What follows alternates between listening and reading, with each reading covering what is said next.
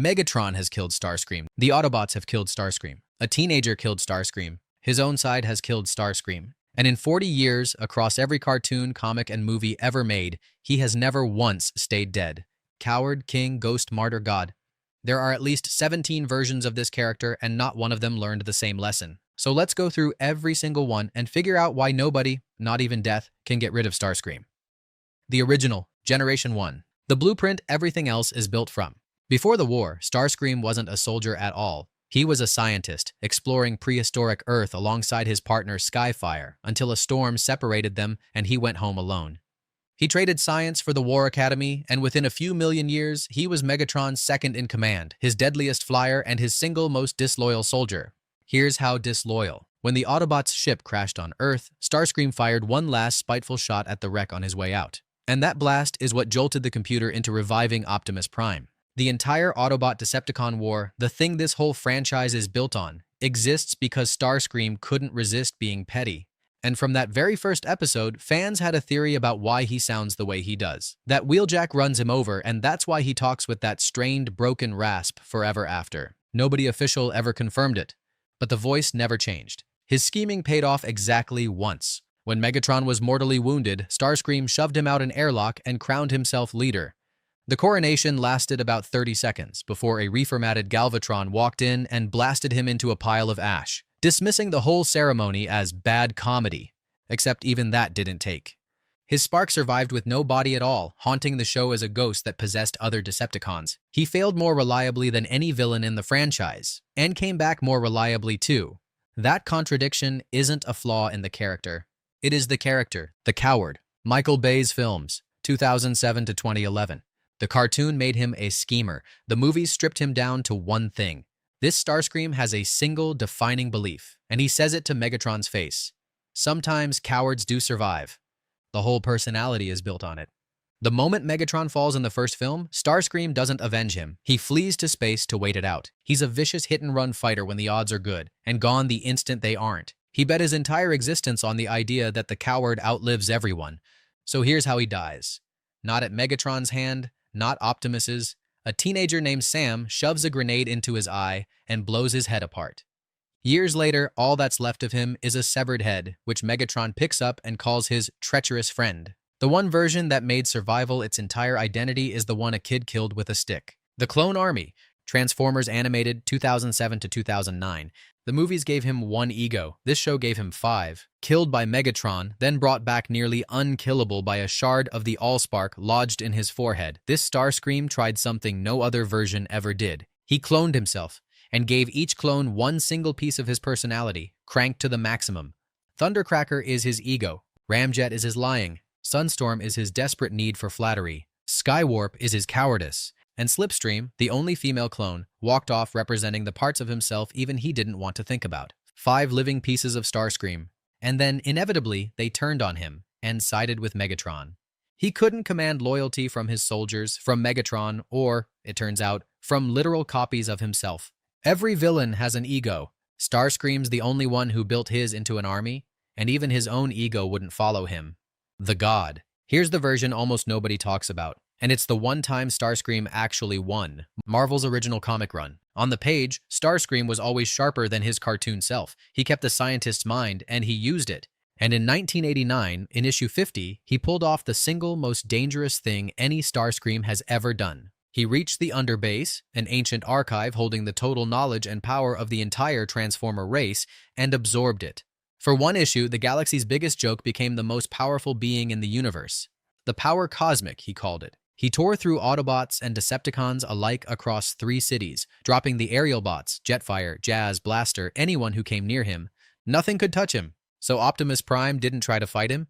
He tricked him into absorbing the rest of the Underbase, more knowledge than any single mind could survive, and the overload tore Starscream apart from the inside. For one issue, the joke became a god, and it still wasn't enough. You can kill Starscream. Keeping him dead is the part nobody's ever managed. The tragedy. Transformers. Prime 2010 to 2013, and for a lot of fans, this is the best Starscream ever put on screen. He opens the series by murdering Cliffjumper in the first few minutes, the only Decepticon to ever permanently kill a member of the Autobot team. But what makes this one land is how Megatron treats him like garbage constantly, openly. You have ceased to be of use to me, so you shall simply cease to be. And so this Starscream does something no other version dares. He quits. Mid-series, he walks away from the Decepticons entirely, loses the ability to even transform, and survives alone in the wreckage as a scavenger, answering to no one. There's an episode called Partners that bookends it perfectly. He opens it calling himself the humble servant of Lord Megatron, and ends it declaring himself aligned with no side and servant to no one. Every other Starscream wants the throne. This is the one who finally understood the throne was the trap, the version that stopped being a punchline and started being a person. The Martyr, Transformers. Armada, 2002. And this is the single best thing the franchise has ever done with the character. Full stop. Prime's Starscream learned to stop caring. This one cared so much it killed him. From the start, this version is built backwards. He isn't a coward, he's genuinely brave, a warrior who never runs. What he wants, more than power, is for Megatron to respect him, and Megatron humiliates him for it at every turn. He even befriends a human girl, and when the Planet Eater Unicron finally threatens everything, Starscream is the only one who sees the truth. The Autobots and Decepticons have to unite, and Galvatron will never believe the danger is real. So he proves it the only way left to him, in an episode literally titled Sacrifice. He challenges Galvatron to a final duel, and at the decisive moment, he lets Galvatron run him through with the sword. Then he pulls the blade out of his own chest, aims everything he has left at Unicron, and fires, before a bolt of energy wipes him out completely. His death is what finally convinces Galvatron to join Optimus. And here's the cruel part. 10 years later, a series called Energon brings him back, with his memory erased, and rebuilds the bot who chose to die a hero into Megatron's most loyal, mindless slave. Same character. One chose to die himself. The other was forced to live as a puppet. The one time Starscream stopped scheming was the one time he actually won. He just had to die to do it. The King, IDW's comics. The modern reinvention, where the lackey becomes something nobody saw coming. Armada's Starscream died to save everyone. This one lied his way to the top and lived. He starts as a senator, a politician of the city-state of Voss, and he's the one who personally hands Megatron his first fusion cannon. But the masterstroke comes after the war ends. When an ancient titan names him Cybertron's chosen one, Starscream murders the planet's neutral peace leader, frames it as a battlefield death, rides the wave of public sympathy, and gets himself elected ruler of Cybertron. Not conquered, elected. He builds his own neutral police force, styles himself emperor, and earns the grudging respect of Optimus Prime as a legitimate head of state. He even develops something no other Starscream has, a conscience which haunts him as a literal ghost. Every other Starscream tried to take the throne by force and failed. This one took it with an election. And honestly, that should scare you more. King, martyr, god, coward, and the franchise still wasn't done. Because the one thing you cannot do to Starscream is keep him dead. In Beast Wars, decades after his body was destroyed, his ghost came back and hijacked a Predacon named Waspinator in an episode literally called Possession. In Cybertron, he absorbs a planet's worth of power, becomes the giant Super Starscream, and attacks the actual god of the Transformers. In Cyberverse, he grabs the Allspark and tries to delete the universe. In Robots in Disguise, he reaches for the Dark Star Saber, and the sword rejects him as unworthy. In Earthspark, he comes back with, of all things, blue optics, and if you saw my eye color breakdown, you know exactly what that's supposed to mean. There's even a mirror universe where Starscream is the loyal good guy. Kill him, brainwash him, mutate him, vote him into office, and somehow it is always the same Screech coming out of a different body. Which leaves the one question nobody actually answered for 40 years. Why does he always sound like that? In 2024, the franchise finally told us. The origin. Transformers 1, a prequel set 3 billion years before everything else, with Starscream voiced by Steve Buscemi. And here, he isn't a Decepticon at all. He's the leader of the Cybertronian High Guard, a legendary warrior commanding the old army of the Primes, demanding that a young, future Megatron kneel to him.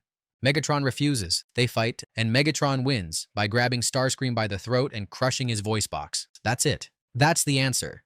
The strained, broken screech you've heard from Chris Latta, the original, who also voiced Cobra Commander, all the way through Steve Blum to Steve Buscemi, 40 years of that voice, is the sound of an injury he got for refusing to kneel. For 4 decades, the only explanation anyone had was that fan theory about Wheeljack. Transformers 1 finally made it canon. The voice is damage. Before the schemes, before the betrayals, before the coronations and the backstabbing and the laugh, someone crushed his throat for refusing to bow. Every screech you have ever heard is the echo of that one moment. Coward, king, ghost, martyr, god. So which one is the real Starscream? Drop it in the comments.